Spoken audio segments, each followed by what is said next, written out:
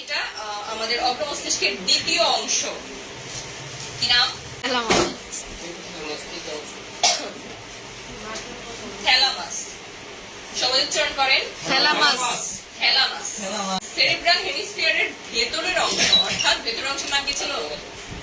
ভেতরের স্তরের নাম কি ছিল? Cerebral medulla. Very good. Cerebral medulla. এই মেডুলার মধ্যে ডিম্বাকার একটা অংশ থাকে। এই যে এই এরকম গত ক্লাসের ছবিটা আঁকানো ছিল, এখন আমি শুধু বুঝার সুবিধার্থে আরেকবার একটু দেখাচ্ছি। হ্যাঁ, এই অংশটা হচ্ছে থ্যালামাস। এই অংশটা, হ্যাঁ, এটা হচ্ছে থ্যালামাস। এবার এই থ্যালামাসের কাজটা আসলে কি? ছোট্ট একটা অংশ, কিন্তু ও হচ্ছে বিশাল কাজ করে। কারণ ওর কাজ হচ্ছে সেন্সরি নার্ভের স্টেশন হিসেবে কাজ করা। স্টেশনটা কি? যেখানে থামে এবং এখান থেকে আরেক জায়গায় নিয়ে যায়। এই স্টেশনটা হচ্ছে সংযোগ কেন্দ্র। হ্যাঁ, কোথা থেকে? সেন্সরি নার্ভের স্টেশন, অর্থাৎ সেন্সরি নার্ভ থেকে আবার সে আগের উদাহরণে চলে যেতে হয়। এখানে একটা মশা কামড় দিল, ঠিক আছে? এইবার এখানে কি আছে? Sensory nerve. সেন্সরি নার্ভ মানে কি? অনুভূতি ঘটায় যে নার্ভ, সেই নার্ভ। এই সেন্সরি নার্ভ আমার মস্তিষ্কের কোথায় চলে যাবে? থ্যালামাসে। ও বলবে যে তোমাকে একটা মশা কামড় দিছে, ঠিক আছে? এই জায়গায় হাতের কি বলে মেটাকার্পালের উপরে তোমার একটা মশা কামড় দিছে। তখন এই থ্যালামাসে যে বলবে, থ্যালামাস কি করবে? ও আবার সেরিব্রামকে বলবে। কাকে বলবে? সেরিব্রামের কোন অংশকে বলবে বলেন? ফ্রন্টাল। সেরিব্রামের ফ্রন্টালকে বলবে, আই তুমি ওকে মারো। তখন ও একটা থাপ্পড় দিয়ে মশাটাকে হয় মেরে ফেলবে, না হয় উড়াই দিবে। মানে হুকুমদাতা একজন। চোখ বুঝে বার দিলে তো লাগে না। ওই যে একই কথা, চোখ বন্ধ করে বাইরে। আপনি তো চোখ তো এখানে কোনো কাজ করতেছে না, চোখের দরকার কি? সেন্সরে কাজ করতেছে। হ্যাঁ, একদম ঠিক আছে। তাহলে কেন আমরা এই থ্যালামাসকে কেন স্টেশন বলছি? ও কি করে? সেন্সরি নার্ভের স্টেশন হিসেবে কাজ করে। সেন্সরি নার্ভ প্রথমে বার্তা পাঠায় থ্যালামাসে, থ্যালামাস এটা সেরিব্রামে পাঠায়। সেরিব্রামে কাকে বলবে? ফ্রন্টালকে বলবে, অথবা হ্যাঁ ফ্রন্টালকে বলবে মারার জন্য। তারপর এই কি করে? মানুষের ব্যক্তিত্ব এবং সামাজিক আচরণের প্রকাশ ঘটায়। আমি এটা ফ্রন্টাল লোবের সাথে একটু মিল আছে। আমি যেভাবে চিন্তা করব, হ্যাঁ, যেভাবে চিন্তা করবো, চিন্তাটা আসলে কোথায় থাকে বলেন তো? ফ্রন্টালে। কোন জায়গায় থাকে? মাথার ভিতরে। আচ্ছা, একটু আগে মায়াজম পড়া হচ্ছিল। মায়াজম কেমন ছিল আমরা জানি। মায়াজম কেমন দেখতে? দেখা যায় না। আমাদের পৃথিবীতে এককোষী অনেক প্রাণী আছে। হ্যাঁ, আমরা তো বহুকোষী প্রাণী। প্রায় 32 ট্রিলিয়ন কোষ দিয়ে আমাদের 37.2 ট্রিলিয়ন কোষ দিয়ে আমাদের বডি গঠিত হয়। হ্যাঁ, এই 37.2 ট্রিলিয়ন বিশাল একটা সংখ্যা।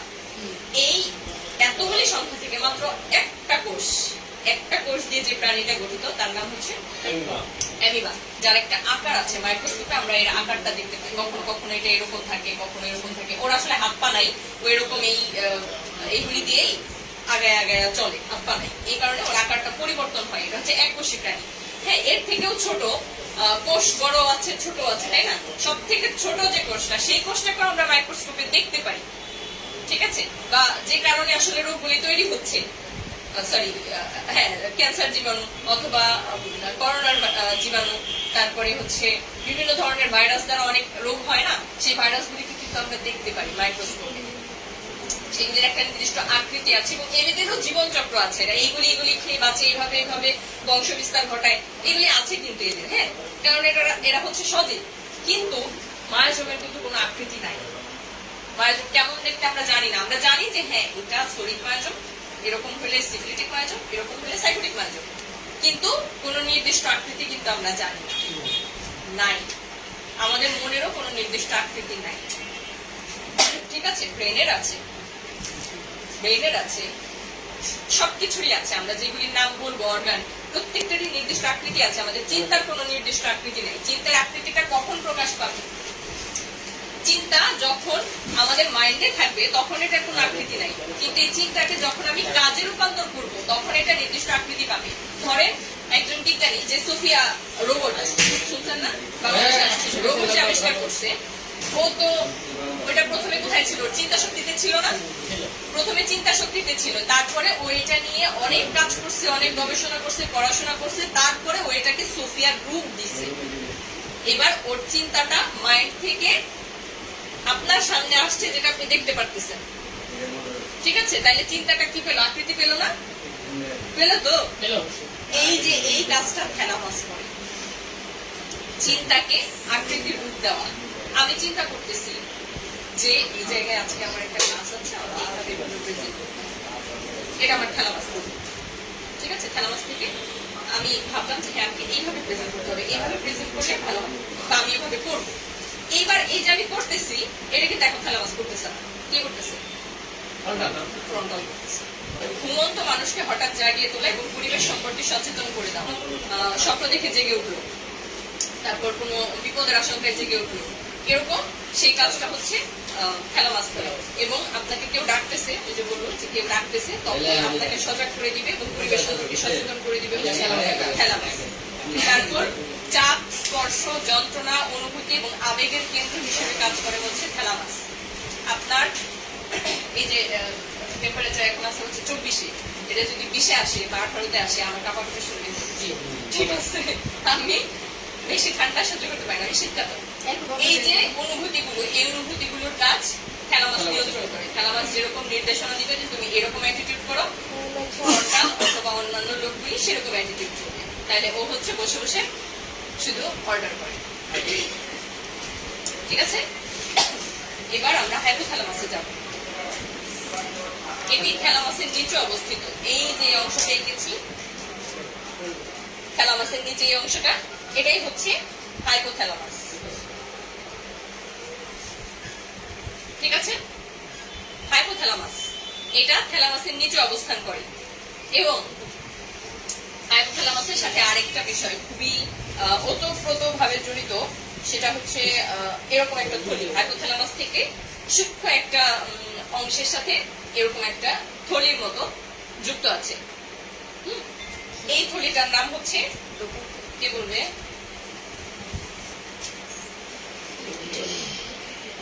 Pituitary gland. মোস্ট ইম্পর্টেন্ট, আমাদের শরীরের অনেক অনেক কাজ যার নির্দেশনায় হয়, যার জন্য হয়, যার ভূমিকা থাকে বেশি, সে হচ্ছে pituitary gland, master gland. Master gland বলা হয় এটাকে। ঠিক আছে, সব গ্ল্যান্ডের বাবা। এবং ও শুধু অর্গানের কাজকর্মকে নিয়ন্ত্রণ করে না, ও অন্যান্য গ্ল্যান্ডকেও নিয়ন্ত্রণ করে। ঠিক আছে, এর আন্ডারে অনেকগুলি গ্ল্যান্ড আছে। হ্যাঁ, ও হচ্ছে মাস্টার গ্ল্যান্ড, এর আন্ডারে অনেকগুলি গ্ল্যান্ড আছে, যেমন আমাদের এইখানে thyroid gland, parathyroid gland, thyroid gland. তারপর এবার তাহলে থ্যালামাসের ঠিক নিচেই থাকে হচ্ছে হাইপোথ্যালামাস। হাইপোথ্যালামাসের সাথে সূক্ষ্ম একটা অংশের সাথে থলির মতো যুক্ত থাকে পিটুইটারি গ্ল্যান্ড। ঠিক আছে, যেটাকে মাস্টার গ্ল্যান্ড বলা হয়, তাই না? জি। আচ্ছা, এবার হাইপোথ্যালামাসের কাজটা কি সেটা আমরা জানবো। হাইপোথ্যালামাস হচ্ছে স্বয়ংক্রিয় স্নায়ুকেন্দ্রের কেন্দ্র হিসেবে কাজ করে।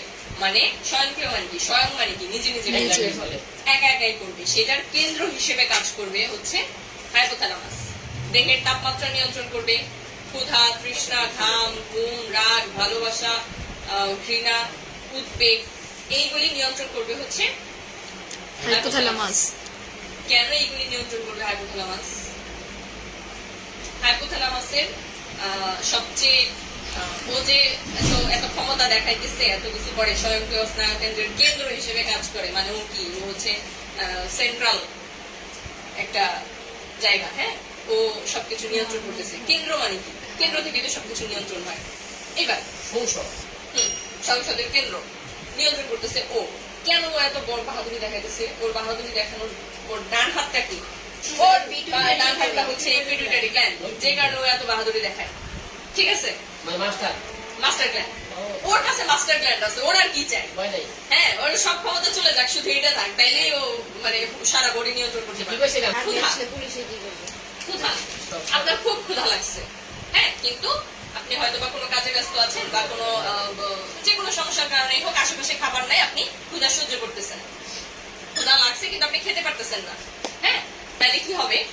ক্ষুধা যে লাগছে আপনি তো বুঝতেছেন, তার মানে আপনাকে অলরেডি সিগন্যাল দেওয়া হয়েছে আপনার ব্রেন থেকে তোমার ক্ষুধা লাগছে, তোমাকে খাইতে হবে, কিন্তু আপনি খাইতেছেন না। এখন কি হবে? এখন ব্রেন থেকে এই পিটুইটারি গ্ল্যান্ড থেকে হরমোন সিক্রেশন হবে, হয়ে ও পাকস্থলীতে যাবে, পাকস্থলীতে যেয়ে সেখানকার পরিবেশ অ্যাসিডিও করে ফেলবে। কেন? আপনি যে নির্দিষ্ট সময়ে খান ওই সময়ে তো আপনার ক্ষুধা লাগবে, তাই না?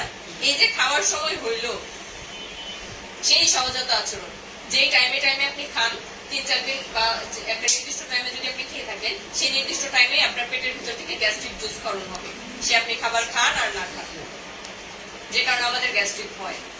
ঠিক আছে, আমি প্রতিদিন একটা সময় খাই, আজকে যে 2টা বেজে যেতেছে আমি খাইতে পারতেছি না, ক্ষুধা লাগছে, কাজে ব্যস্ত আছে, একটা সময় কিন্তু গ্যাস্ট্রিক জুস নিঃসরণ হয়েছে, কিন্তু ও কি খাবার পাইছে? পায় নাই। ও ওই পাকস্থলীর ভেতরে যে মিউকোসা বা মাইক্রোভিলাই গুলি আছে ওইগুলিকে খাওয়া শুরু করবে, যে কারণে আমাদের গ্যাস্ট্রিক আলসার হয় বা খাবার খেলে আমাদের পেটে জ্বালা পোড়া করে, কারণ ওখানে ক্ষত তৈরি হয়ে গেছে। কেন? অ্যাসিডীয় পরিবেশ বেশি ছিল, তাই আলসার হয়ে যাবে। ঠিক আছে, এবার যেটা বলতেছি, যে হরমোন নিঃসরণ হলো, গ্যাস্ট্রিক জুস ক্ষরণ করলো, এবার এই হরমোনটা আমাদের দাঁতের উপরেও কাজ করে, দাঁতের এনামেলকে ক্ষয় করে ফেলে। জানেন এটা? দাঁতের এনামেলকে ক্ষয় করে ফেলে। আপনি অতিরিক্ত চিন্তা করতেছেন, আপনি চিন্তা না, সরি, চিন্তা একটা বিষয়, দুশ্চিন্তা আরেকটা বিষয়। হ্যাঁ, চিন্তা আপনার ব্রেনের সুগঠন করবে। যদি আপনি পজিটিভ চিন্তা করেন, ইতিবাচক চিন্তা করেন, সেটা আপনার মস্তিষ্কের গঠন আরো সুন্দর করবে। কিন্তু যদি দুশ্চিন্তা করেন তাহলে আপনার 12টা বাজায় ছাড়বে। দুশ্চিন্তা করলে এই ব্রেনের এই হাইপোথ্যালামাস থেকে, সরি, পিটুইটারি গ্ল্যান্ড থেকে এক ধরনের হরমোন নিঃসৃত হয়, যেটা আপনার গ্যাস্ট্রিকের প্রবণতা বাড়ায় দিবে। মানে এই যে ক্ষুধা লাগছিল তখন যে ঘটনাটা ঘটছে, এই তখনও সেরকম হবে।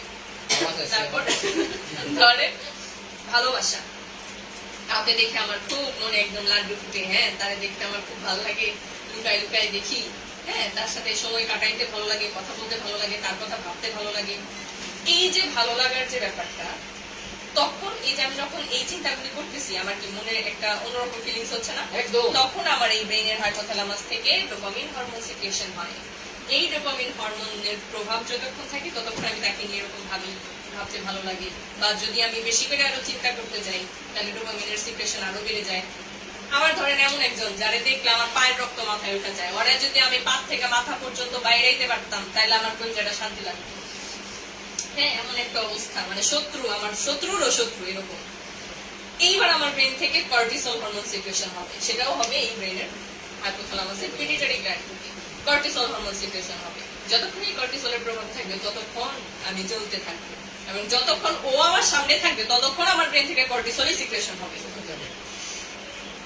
ঠিক আছে, এইভাবে এই কাজগুলি হাইপোথ্যালামাস করে, যে কারণে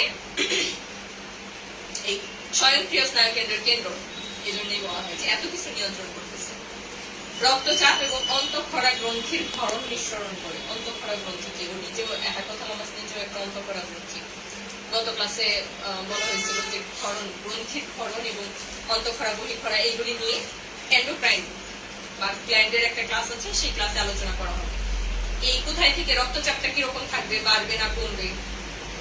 হ্যাঁ, আমি যখন হেঁটে হেঁটে 10 মিনিট হেঁটে তারপর আমি এখানে আসলাম, তখন কি আমার রক্তচাপ বাড়বে না? আমার কার বাহাদুরি বাহাদুরি দেখায়? মাস্টার গ্ল্যান্ড, পিটুইটারি গ্ল্যান্ডের ক্ষমতায় ও হচ্ছে ক্ষমতাধর ব্যক্তি।